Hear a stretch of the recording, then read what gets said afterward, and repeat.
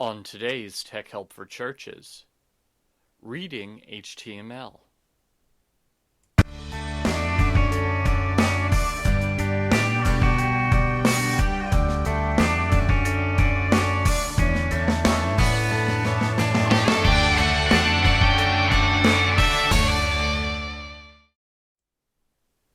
Hey everybody, welcome again to another episode of Tech Help for Churches. I, of course, am your host, Paul Allen Clifford, and I'd like to thank you for joining me.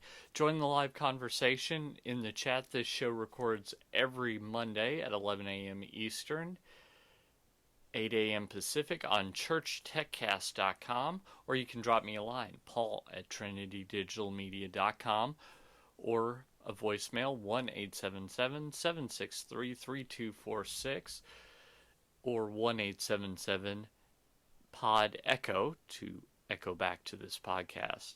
Either way works for me. You can even drop me a line on Twitter. I'm at Paul Allen Cliff. That's the @ sign, of course, PAULALANCLIF. One F in my Cliff and no E's in my Allen, ALAN. So let's get started, shall we? I am kind of excited about today's topic. I know that it can be a little dry and boring, but I know that a lot of churches have smaller budgets. Maybe they don't necessarily have the resources to hire a web designer to get their website in place. If you do, that's great. I've done a couple of websites for a couple of churches and tried my best to keep it as inexpensive as I could. But I've seen a whole lot of ministries online that have used services like Webs, WEBS, or some of the other WYSIWYG website creators, and I want to discourage you from doing that. These services, a lot of people put everything they have into them, but the problem is that the content is not separate from the design, and that tends to be a problem. Modern web pages are basically three parts. You've got a database where all the content lives. You've got the design layer, which is done in CSS, or cascading style sheets, and then on top of that we have basically the skeleton of the website that's done in a programming language called HTML. Now, if you've never done any computer programming, you might think, oh, this is scary. There's no way I could do it. You've got to write a lot of ones and zeros, don't you? I bet you do. You do. And you've got to know what those ones and zeros mean, and it's got to take at least 25 years of college. No, I'm not. Actually, HTML is not that hard. We'll talk about CSS on a future show, which is the muscles and the skin that you put onto the HTML skeleton. But HTML itself is not hard. Basically, think of it this way. You've got your content, and that can be a database call, or it could be just the title of the website or some text or whatever. And around that, you put two tags that says, okay, this is where I want to start this action, and this is where I want to finish this action. The starting and the finishing tags, not all of them, because some of them have additional things, but a lot of them look very similar. The only difference between the two being the starting tag doesn't have a slash, and the ending tag does. So that's lesson number one. These tags tend to have the less than sign from math class before it starts, the word that tells the computer what you want it to do, and the greater than sign. So basically you start out a web page and you tell the computer what kind of HTML you're using, because there are various standards and They've changed over time. You might have heard of HTML5. HTML5 is the easiest, the most flexible way to do that. So you start off by saying, hey, this is an HTML document. So less than sign HTML greater than sign. Then to end that, you do less than sign slash HTML greater than sign. And that says this is everything between these two are HTML. Now we go between those two, and let's start with the header. So let's do less than sign HEAD greater than sign head. Less than sign HTML slash head greater than sign. So now within the HTML tags, we've got nested in there the header tags, our head, and those tell us where the CSS is located. They could have the CSS in it, or it could have some JavaScript. It could have a lot of things. Next, after the head HTML, we're going to want to put the body of the HTML. So we put less than sign body greater than sign. Do you see a pattern developing? And then we put everything that's in the body, and then we go again, less than sign body, or less than sign slash body greater than sign. And that tells the document, okay, this is the body. That's about as basic as you can get. Now, within that, you can create, let's call them boxes. Boxes that hold content, that help you design things.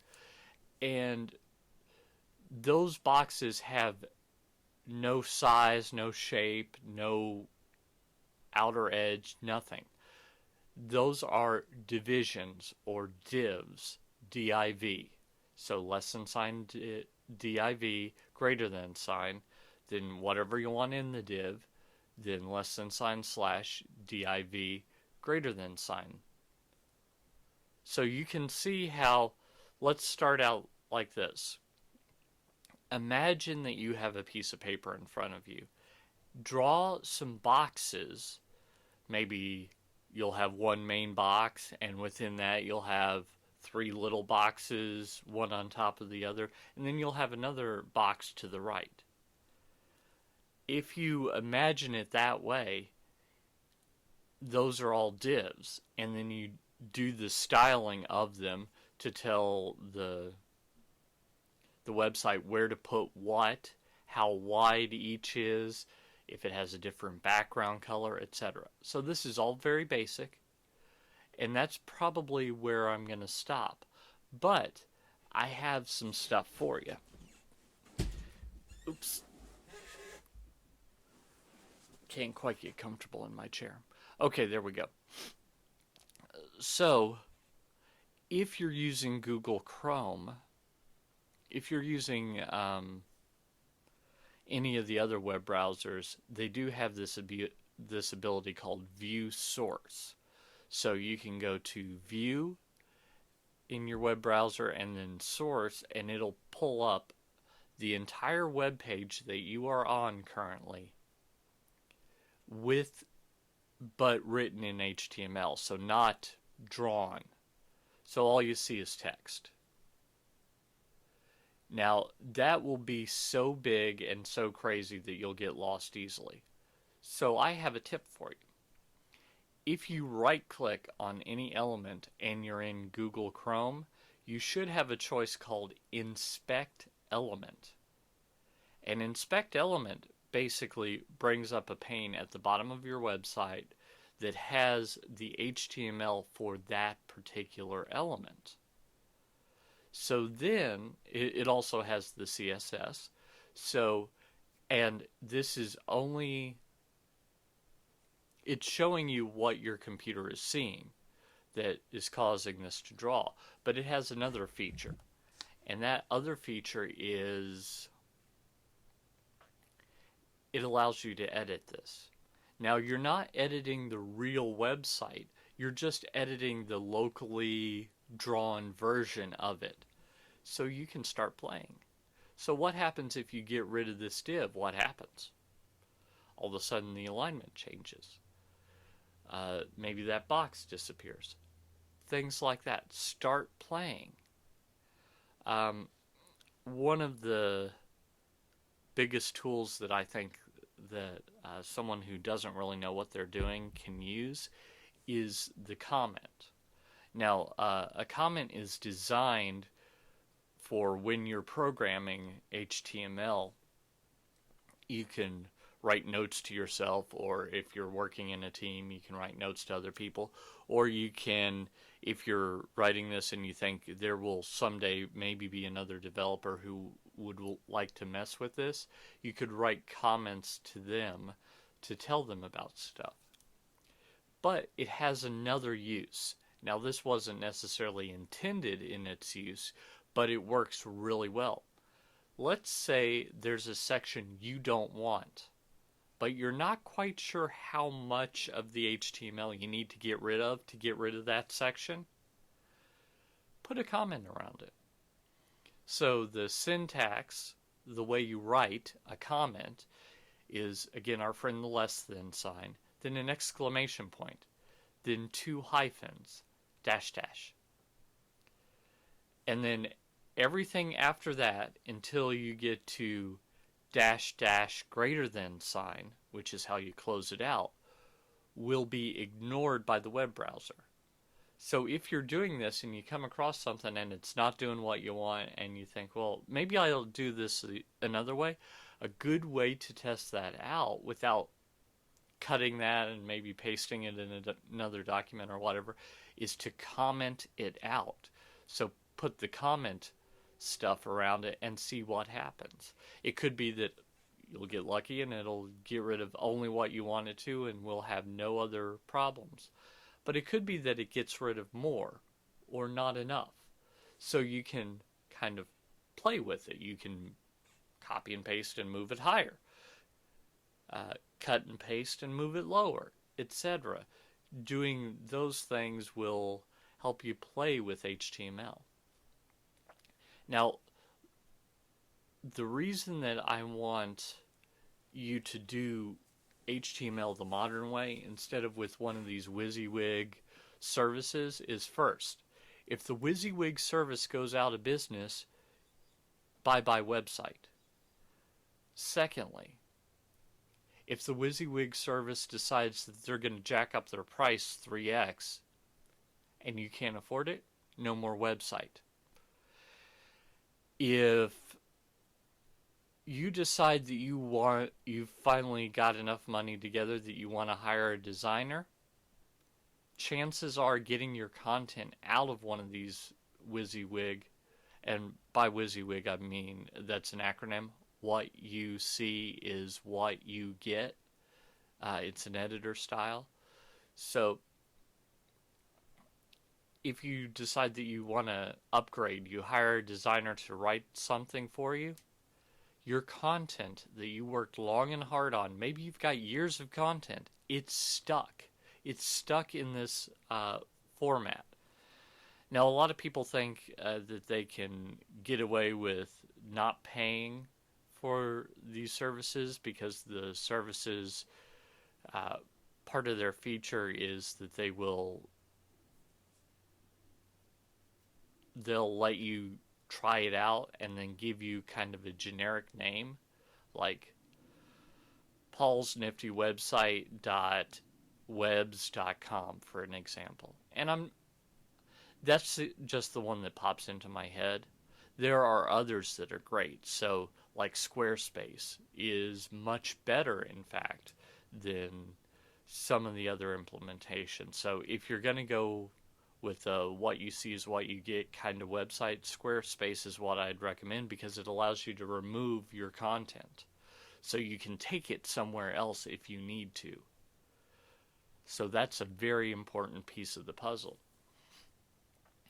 So it could be that you're stressing and thinking, well, I can't do all this stuff. I've got a sermon to write, or I'm a deacon and I'm busy taking care of people, or I'm a musician and I've got music to play. I don't have time to learn all this stuff. It could be that you've got some closet web designers in your congregation that you just don't know about. A lot of times, teenagers speak this stuff natively.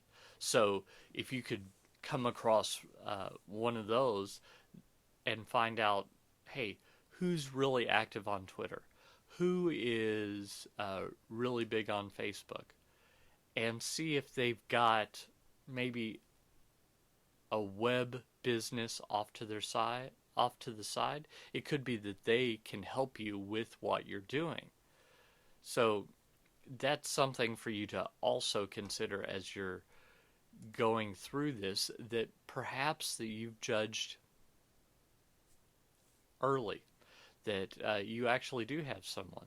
And it doesn't mean that older people don't know any of this stuff either. Because remember, computers started really taking hold in the early to mid 80s. So that is 30 years ago. 1983 is 30 years ago. So if someone was, say, my age, I'm 39, 30 years ago, they might have said, oh, this is cool stuff, I'm hopping on this, and today they're 69. And you're discounting them because they're over 65 when in fact they were just approaching middle age and just thought, oh, well, this is pretty cool. I think I'm going to hop on this. And they've kept skills up. So it could be that while you think that all your people are too old to know any of this, someone isn't and does. So don't discount that. I think that all of these things, remember, the internet is just a tool. Just like a book is a tool, what you put in it is what matters. A bound section of pages can just as easily be pornography as it could be the Bible. It's what you put in it. Just the same way, a web page could be pornography or it could be the Bible. Go to BibleGateway.com for an example of the Bible. It's what you put in it. These are just tools. So, how you use these tools, and how you take your first steps into being more and more tech literate are the ways that in the 21st century you go out and change eternity. Until next time, I'm Paul Allen Clifford with TrinityDigitalMedia.com.